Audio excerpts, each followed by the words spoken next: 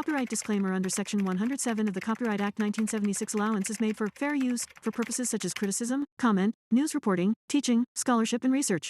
Fair use is a use permitted by copyright statute that might otherwise be infringing. Non-profit, educational or personal use tips the balance in favor of fair use. आज हम explain करने वाले हैं Wednesday series के episode 2 को।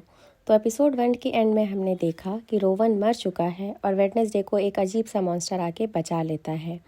इसके बाद episode की शुरुआत में हम देखते हैं कि शेरिफ वेडनेसडे से पूछताछ कर रहा होता है, क्योंकि जिस जगह पर रोवन की मौत हुई थी उस जगह पर वेडनेसडे मौजूद थी और वेडनेसडे ने ही शेरिफ को बुलाया होता है। लेकिन शेरिफ बताता है कि वहाँ उसे रोवन की लाश मिली ही नहीं। लेकिन वेडनेसडे शेरिफ को समझाने की कोशिश कर रही होती है कि एक अजीब से मॉन्स्टर ने रोवन को मारकर उसकी जान बचाई थी, और साथ ही ये भी कहती है कि आपको और मुझे दोनों को पता है कि जंगल में कोई तो मॉन्स्टर है जो लोगों को मार रहा है। और उसी वक्त वहाँ पर रोवन आ जाता है, जिसे देखकर वेडनेसडे के साथ साथ हम सब भी बहुत हैरान रह जाते हैं, क्योंकि हमने भी तो उसे मरते हुए देखा था।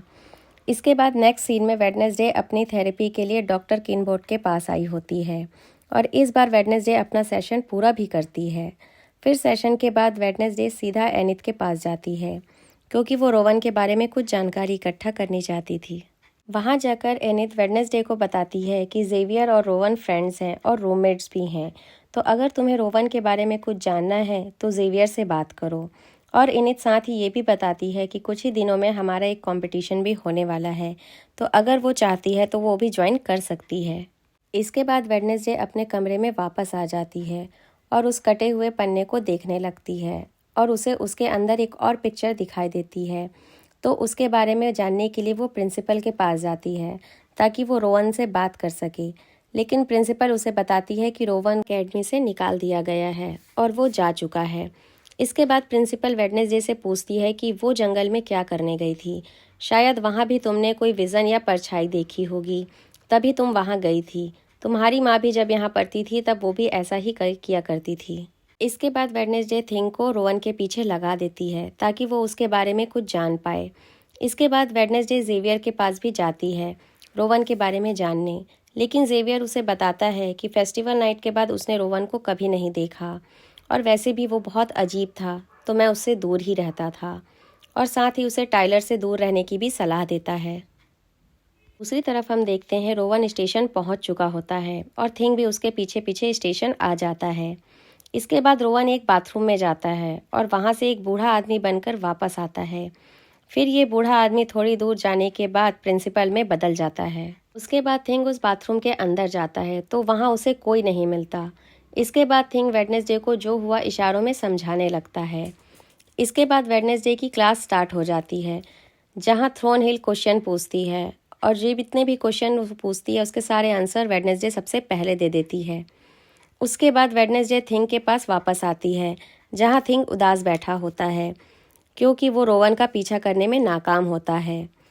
फिर वेडनेसडे थिंग को वो पिक्चर दिखाती है और साथ ही कहती है कि उसके हाथों शायद कुछ बहुत बुरा होने वाला है, इसीलिए वो सच जानना चाहती है। इसके बाद वेडनेसडे अपनी जगह एनिथ को काम पर छोड़कर खुद जंगल चली जाती है, जहाँ पर उसने रोवन को मरते हुए देखा था। वहीं पर उसे टाइलर मिलता है, जो बताता है कि कभी कभी वह अपने पिता का पीछा करता हुआ यहाँ पर आ जाता है। इस पर वेडनेसडे कहती है कि वो भी कभी कभी ऐसा करती है, इसमें कोई बड़ी बात नहीं है। इसके बाद टाइलर वेडनेसडे से पूछता है कि उस दिन रोवन के साथ क्या हुआ था। इस पर वेडनेसडे जो हुआ सब बताने लगती है कि जब वो रोवन से टकराई थी तो उसे पता चल गया था कि रोवन के साथ कुछ गलत होने वाला है, इसीलिए वो उसके पीछे जंगल आई और उसके बाद जो हुआ वो सब भी बताती है और कहती है कि उसे बस ये जानना है कि मॉन्स्टर ने उसे कुछ क्यों नहीं किया। इसके बाद उन्हें वहां रोवन का टूटा हुआ चश्मा दिखाई देता है और जैसे ही वेडनेसडे उस चश्मे को छूती है वैसे ही उसे विजन्स आने लगते हैं, जिसमें वो देखती है कि रोवन एक बुक को लेने के लिए लाइब्रेरी गया था। और ये देखने के बाद वेडनेसडे भी उसी बुक को ढूंढने के लिए लाइब्रेरी चली जाती है। तभी वहां पर थ्रोन हिल भी आ जाती है और वेडनेसडे से कहती है कि आज जैसे उसने सबसे पहले जवाब दिया उसे वो बहुत खुश है। इस पर वेडनेसडे कहती है कि ये सब उसने अपनी माँ से सीखा है। थ्रोन हिल के जाने के बाद वेडनेसडे बुक ढूंढने लगती है, लेकिन वहाँ उसे कोई बुक मिलती ही नहीं। इसके बाद वो जेवियर के रूम में बुक ढूंढने जाती है, क्योंकि रोवन और जेवियर रूममेट्स होते हैं। तभी वहाँ बियांका आ जाती है और जेवियर को बोलती है कि वो कल वेडनेसडे की रूममेट को बहुत बुरा हराने वाली है और वो ही जीतेगी, और साथ ही जेवियर को वेडनेसडे से दूर रहने के लिए भी कहती है। इसके बाद वेडनेसडे अपने रूम में आती है जहाँ उसे इनिद रोते हुए मिलती है। फिर इनिद वेडनेसडे को बताती है कि कल कंपटीशन है और उसकी एक टीममेट हॉस्पिटल में है और वो बियांका की वजह से ही हॉस्पिटल में है। इसके बाद अगले दिन बोट रेस शुरू हो जाती है जहां जीतने वाले को ट्रॉफी और इनाम मिलने वाला था। इसके बाद प्रिंसिपल रेस स्टार्ट करवाती है। रेस स्टार्ट होने के बाद बियांका का दोस्त जो मछली में बदल सकता था वो पानी में जाकर बाकियों की बोट को डुबाने लग जाता है, लेकिन इसके बारे में वेडनेसडे को पता चल जाता है। फिर वो एक जाल डालकर उसे फंसा देती है। इसके बाद इनिद की बोट किनारे पर पहुंच जाती है और वेडनेसडे फ्लैग लेने चली जाती है। जैसे ही वेडनेसडे उस फ्लैग को छूती है वहीं पर गिर जाती है और उसे विजन्स आने लग जाते हैं जिसमें उसे उसी की तरह दिखने वाली एक लड़की दिखाई देती है जो उससे कहती है कि वो ही असली चाबी है। और इसके बाद वेडनेसडे को होश आ जाता है। वो फ्लैग को लेकर बोट तक पहुंच जाती है। इसके बाद हम देखते हैं कि इनिद और बियांका की बोट ही बस बची होती है, इसलिए बियांका का फ्रेंड इनिद की बोट को डुबाने की कोशिश करता है, लेकिन थिंग तभी पानी में जाकर उसे मारकर हटा देता है।